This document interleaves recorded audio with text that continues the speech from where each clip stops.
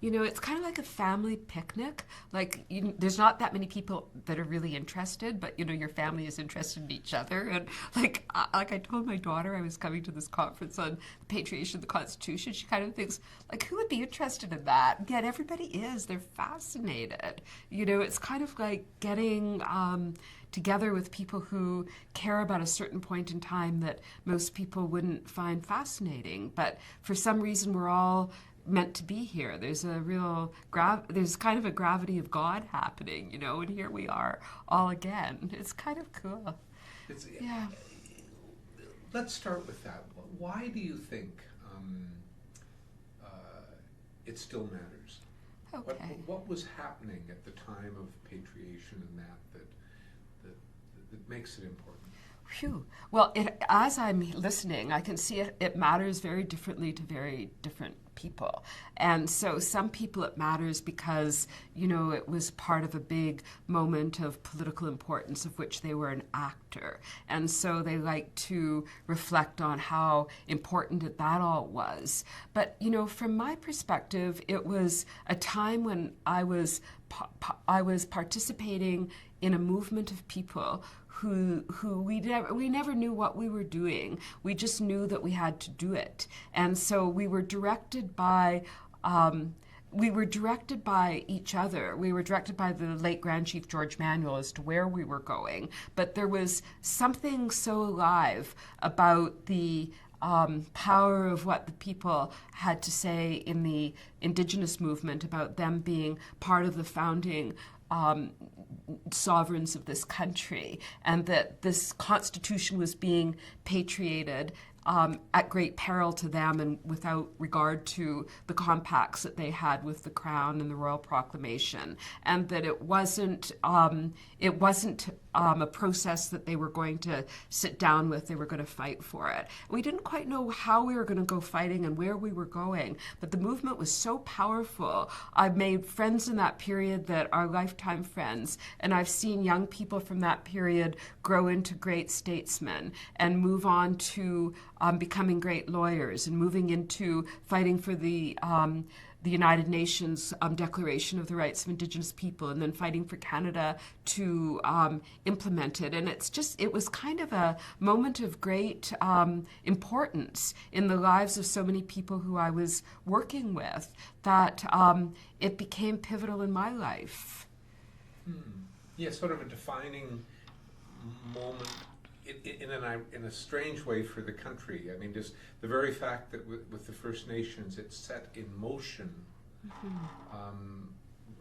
really a historic reply, didn't it? I mean, the reply is nearly more important than the Constitution. Well, actually, that's so true what you said, because in our area, one of the elders so profoundly put it. He said, all these discussions are happening with us outside the door. It's like they're playing hockey with us, and every so often we hear them say that they've scored, but they've never let us in to say our place. And that was a deliberate effort on the part of the government to leave Indigenous people out of the constitutional renewal and to tell them that their issues will be dealt with post-patriation, which they didn't want. And so we were fighting for forums, we were fighting to speak, we were creating new forums to do that. The Constitutional Express was just an amazing development of a movement of people as they went across the country and then across Europe. I mean, you could imagine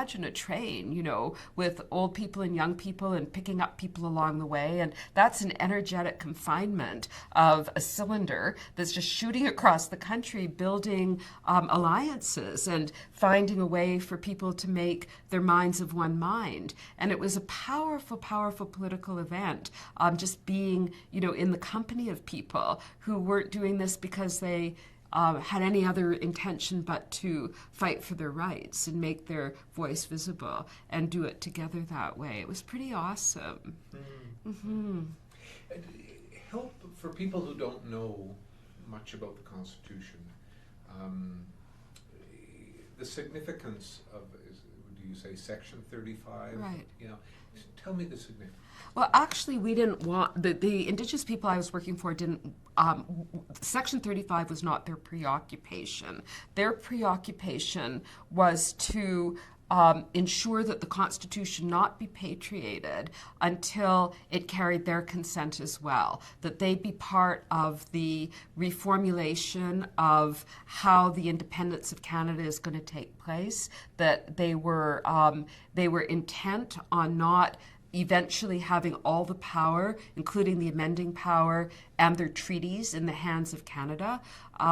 They saw Britain and the role of Britain with the amending formula as safeguarding their rights. The treaties were with the Crown, as they understood it, in right of Great Britain, not with Canada. They often made treaties to protect themselves against Canada, they thought. And so there was a whole relationship issue which was fundamental. And while the group that, so that involved the BC chiefs, the Alberta chiefs, the Manitoba, Saskatchewan, Ontario, I'm sure many more, but these are the ones that we made alliances with and worked with at different times and on different cases. So this group was moving their political agenda that way. And then at the same time, while all of that commotion was happening, there were those that got right down into the constitutional melee, and Section 35 was in and Section 35 was out, but none of that made much of a difference to the group that I was advocating for. In fact, we had 3 legal cases in London that rolled off after the Canada Bill got there, and the Canada Bill included Section 35. So it wasn't the constitutional renewal, compromise, or whatever that the First Nations themselves were fighting for. Once Section 35 got put in, then we all moved to litigate around it and to gravitate and find some footing which made a change for people in a better way. But Section 35 wasn't what they were shooting for. What was the Ottawa you were dealing with at that time? Okay. Was this kind of the Ottawa of Indian and Northern Affairs, and or was there some sense of something new coming? I mean, people like Trudeau and Chrétien, were they this part of that same old boys club, or were they something new?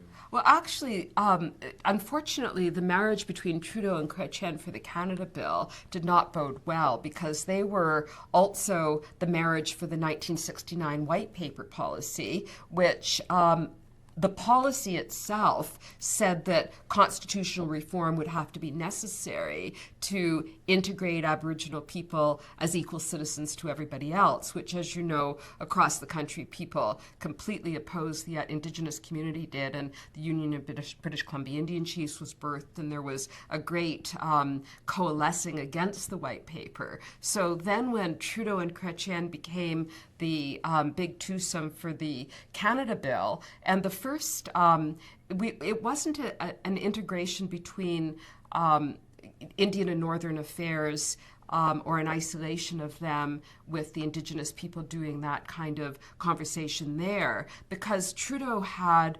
and the Union BC Indian Chiefs had received a confidential briefing note about the patriation, where the policy which was being adopted by the federal government was to exclude the First Nations from the constitutional renewal process and offer them participation post-patriation, knowing that this is going to be difficult for them because they didn't want First Nations to be broadcasting the poor social statistics of First Nations in Canada and Westminster and other places. And they hoped that a post-patriation participation would dull that impact, but it didn't. It fueled the fire, and George Manuel declared this to be a state of national emergency, and the forces mounted to do the various things that the Union and others did to oppose patriation. At that moment, the women's fight is sort of in parallel. Right. did the two work together? You know, it's interesting. I don't, personally, my experience was that I didn't work with the women's movement on the Indigenous issues directly, although I had a beautiful interaction with those on my panel today, and we crossed paths many times. And I know that the Aboriginal women were very grateful for the women's movement issues that were being advanced generally. But the Indigenous struggle was about collective rights, and it was about the sovereignty of First Nations inside a domestic federal country, and how the two titles and jurisdictions will coexist, and what the jurisdictional interplay should be. And that was our issue. And the individual rights of the women fell into a slightly different framework. So our two lobbies, if you will, didn't coincide completely. Supportively, but not completely. I understand. Mm-hmm. Looking forward to today, how did it all play out? Okay. Well, I think from the point of view of Section 35's inclusion, nobody could have predicted all of the court drafting of an arrangement, which we did not, any of us, know what Section 35 would fold out to be. And it's been a very court-driven process. Like the court put an end right off the bat to the word existing. The provincial, we heard, which was when the Aboriginal and Treaty Rights Clause was taken out of the Constitution, then Section 34, and put back in with the word existing. It was hoped by the provinces that the word existing meant you don't have any, because the doctrine of parliamentary supremacy's already shoved it all under the table. Whereas in the Sparrow case, the court quickly put an end to that. The governments came in and said Section 35 is an empty box. It'll get filled with constitutional talks or treaties or renewed agreements. But right now it's empty, and the court said no. Existing means that it hasn't been extinguished, and extinguishment isn't done by just regulating something or suppressing it. It has to actually be that Parliament turned their mind to it, and they never did. So all this unextinguished Aboriginal title, treaties are all in Section 35, and that actually was a corner that needed to be turned if Section 35 was to do anything. But then what the courts did is they've invented a number of doctrines. I mean, the reconciliation doctrine, the justification doctrine, this is all court-invented law, which nobody could have anticipated in 1982, because nobody had ever, we didn't argue for it. It just came, the courts have decided that, and we've been moving down that path. So whether in the end reconciliation is going to occur in such a way that there's a respectful coexistence between two sovereign related entities, both with title and both with their laws having some impact, and both, relating in a good way, or three, if we're going to talk about the federal government, the province, and the Indigenous nation, well, that would be a wonderful impact. But right now, we still have the same indicia of, poverty and dispossession statistics as we did back in 1981 when the Trudeau government hoped they wouldn't come out of the bag. So, what's happening on the ground, what's happening in the law, we still have yet to have a full constitutional renewal with a respectful recognition of each other's jurisdictions.